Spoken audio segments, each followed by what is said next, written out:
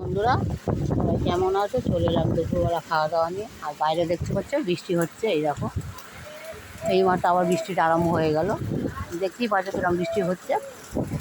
দেখে এখন পুরো 12টা বাজে। আজ অনেক তাড়াতাড়ি রান্না বলতে কিছু না বন্ধুরা, সব গরম করেছি। বাসি রান্না, কালকে গায়ে রান্না সব গরম করেছি। কী করবো, সময়টা খুব খারাপ চলছে, সব দিকে টাকা পয়সা বন্ধ হয়ে গেছে।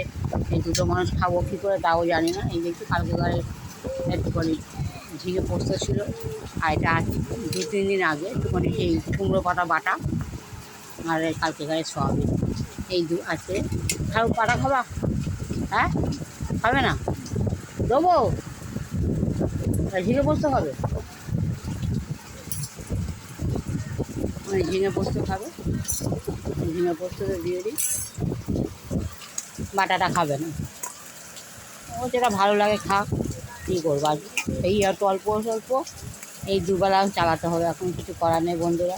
বাজার ঘাট কিছু ঘরে নেই আমার, যে কিছু রান্না করব সেই পরিস্থিতিও না। খুব খারাপ অবস্থা চলছে এখন আমাদের। কেন এই এই হচ্ছে দুপুরবেলা খাওয়া দাওয়া। আজকে বেশি বড় ভিডিও করার ইচ্ছা নেই, মন মেজাজ সত্যিই খুব খারাপ। আর যেহেতু দেখাই প্রতিদিন ভিডিওটা করি, আজকে ভেবেছিলাম যে ভিডিও করব না, কারণ এই বাসি রান্না তোমাদের দেখতেও ভালো লাগবে না। তা যাও রোজ করি, এতে করে মনটা খুশখুশ করে যে অন্তত যাই খাই এটা তোমাদেরকে একটু দেখাই যে আমাদের কী পরিস্থিতি চলছে। যাক, বারবার কালকেও একটা ভিডিও ছেড়েছি যে আমাদের দুটো মানুষের একটু যদি শুভেন্দু অধিকারী যদি আমাদের চোখে একটু দেখে,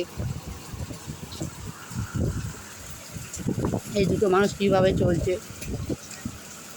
এই দুটো মানুষ না, আমার মতন আমার বহু মানুষ আছে এরকম। আমাদের থেকে হয়তো আরও পরিস্থিতি খারাপ হচ্ছে। আমরা হয়তো দুটো ভাত পাচ্ছি, অনেক প্রতিবন্ধী আছে বা বৃদ্ধ মহিলারা আছে, যারা এইটুকুনি হয়তো তাদের কাছে চেয়ে খেতে হচ্ছে লোকের কাছে। এরকমও লোক আছে, মানে বয়স্ক মানুষরা আছে।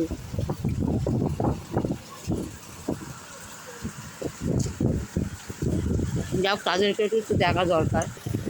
যা কুমড়ো পাতাটাই খেয়ে নিয়েছি, দাদা তো সয়াবিনটা খাক। সয়াবিনটাতে দিয়ে দিয়ে দেখতে সয়াবিনে আবার একটুখানি জল ঢেলে একটু বাড়িয়েছি, কেন এটা তো আমাকে দুবেলা চালাতে হয় বন্ধুরা।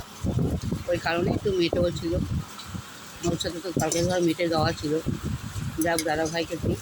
আর একদম অল্প স্বল্প তরকারি দেখতেই পাচ্ছ, কিন্তু কিছু করার নেই। ঘরে সত্যি কথা বন্ধুরা, আমার ঘরে এখন খুবই অসুবিধা চলছে। যাক, দাদাভাই একটু মাখিয়ে দিই। হাত তোলো।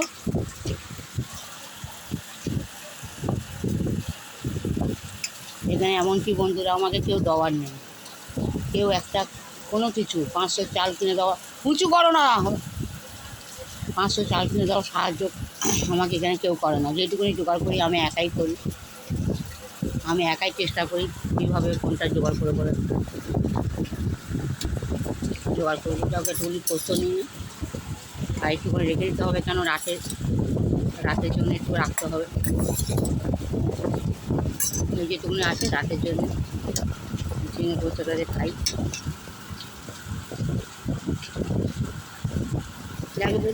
যেটা বলছিলাম যে সরকারের একটুখানি আমার ভিডিওটার অন্তত শেয়ার করো, এই কারণে বলছি যে অন্তত কোনো সরকারি অধিকারীর কাছে কেউ দেখুক যে এখনও পর্যন্ত আরও অসহায়, যেটা আমার সরকারি টাকার উপরে নির্ভর করে রয়েছি।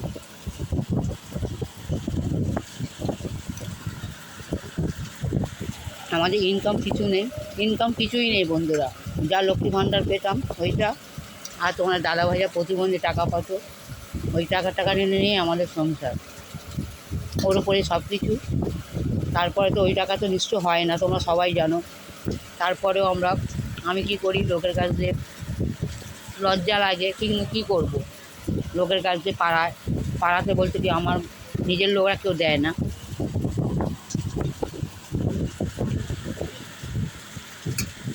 একটু বাইরে কারোর কাছে গিয়ে দুটো কাছে সাহায্য চেয়ে আনতে হয়, যেটা আমার ওষুধ লাগে। কেন 4 কিলো চাল আমাদের 2 স্বামী স্ত্রী হয় না, যেটা সরকার থেকে পাওয়া হয়।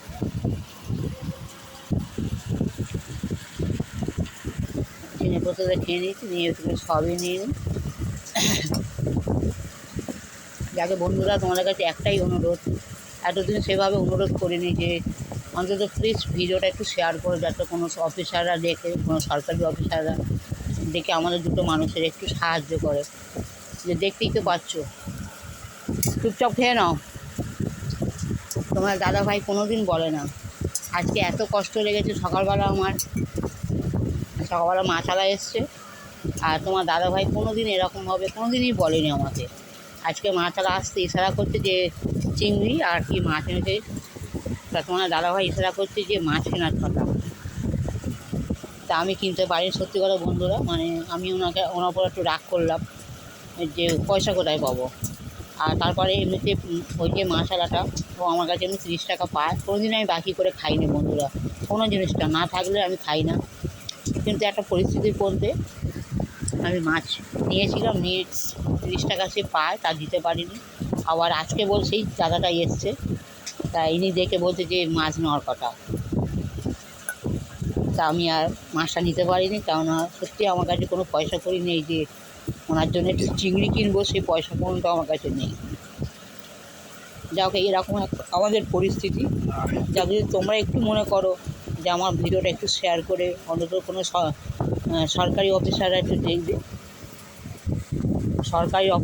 দেখলে, যেটা আমার একটু সুবিধা হবে।